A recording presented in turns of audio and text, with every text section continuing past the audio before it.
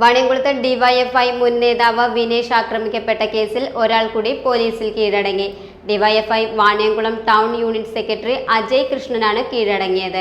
ആദ്യം വാണിയംകുളത്തെ ബാർ ഹോട്ടലിന് സമീപവും പിന്നീട് പനയൂരിലുമായി വിനേഷ് ആക്രമിക്കപ്പെടുമ്പോൾ അജയ് കൃഷ്ണന്റെ സാന്നിധ്യമുണ്ടെന്നാണ് പോലീസിന്റെ കണ്ടെത്തൽ.